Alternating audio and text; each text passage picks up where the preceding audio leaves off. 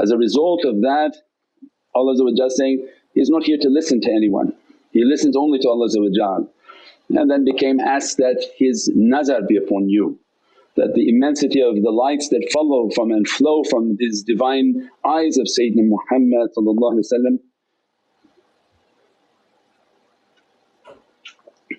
those eyes shine upon us and take every difficulty away.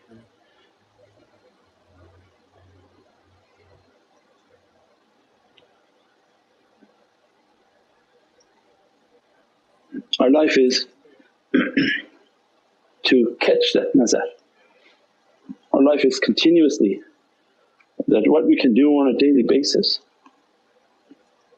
so that His rida and satisfaction, His happiness and His joy be upon us, upon our families and our communities. And as a result, that in the gaze of Prophet to come to us and to fill us with every light and every immense blessing, and fill our eternal souls where there is no limit on the capacity of what it can be filled. And by virtue of those lights every difficulty and sickness to be taken away. Awliyaullah and those who have been trained by them, they told that live a life because someone wants to know if they're mukhlas. Are they just a Muslim and they accepted religion, they accepted, no matter what you think you are, Jewish, Christian, Muslim, these are all titles. But are you one whom submits your will to the will of the Almighty? Then you become a Muslim, one whom is submitting their will to the will of the Divine. Whatever book you're reading, that's between you and your Lord. Then you become the next maqam to be a mu'min, in which you believe. And Allah begin to teach, don't say that you believe, just say you accept it, because belief is a light that has to enter into our hearts. Belief is that you have a love for Sayyidina Muhammad more than you love for yourself. Then you know that now you are entering into the maqam of a mu'min, that you put before yourself and before everything you put that love for Prophet. That is a love in everything. Before you choose how fashionable you want to look and how beautiful you beautify yourself, is it considered fashionable and beautiful for Prophet? Are you adorning yourself for the love of Sayyidina Muhammad?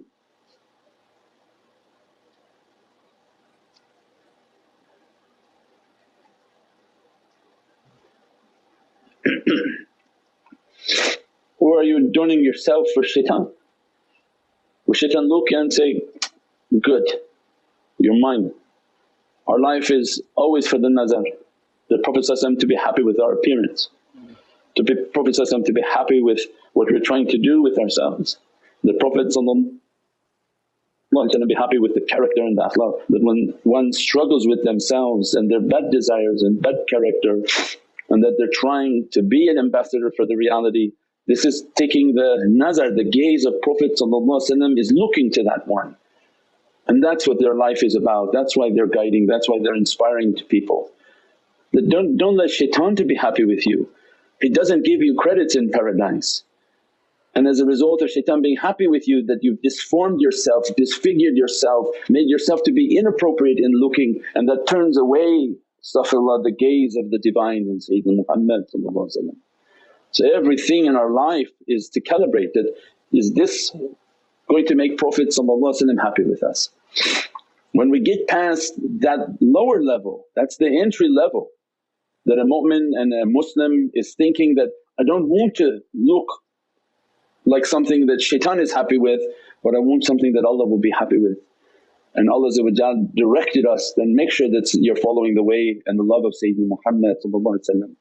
Then the nazar for my soul, that my actions, my prayers, my character, my zakah, everything that I'm doing is that doing the way that Prophet wanted for me to be doing. So our life is continuously under the vision and the Divinely gaze, the one whom benevolent, and the word that they use, that continuously bestowing all grace and majesty upon our souls. That every goodness that we do, we're saying people will say, oh it's Allah who sends it. Yeah, Allah sends everything, but that because you have no mind you say that. Allah wants us to understand there's a means, as in this dunya this sunshine shining to you, but it's Allah that made it. And the divine sunshine is the light of Sayyidina Muhammad, that when you do good Allah push into the heart that look at them that they're there for you, that don't pass them by with your vision, they sit.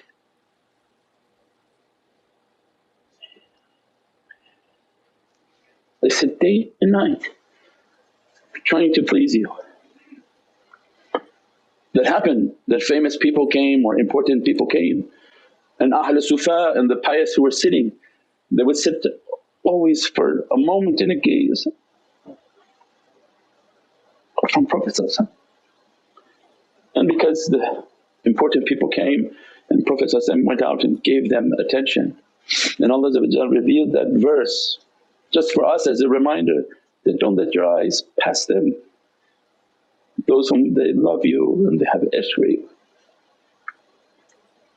That was an isharat for us. That never Prophet would choose important people, but for us to understand how dear it is for Allah that those who sit with the ishq and love and trying their best, and everyone to their own level of struggle, struggling in that way, how dear it is for Allah to tell Prophet that keep your gaze upon them. Imagine in the world of light where the gaze is in all direction as a light, there's no physical direction. The light of Prophet is in all, omniscient, omnipresent, and in every direction that light is shining. And how Allah's love and immense mercy is directing into that heart that don't let your gaze pass them, because of the mercy that flows with that light. That everything that is dying is rejuvenated with that light, everything falling short is filled to capacity with that light.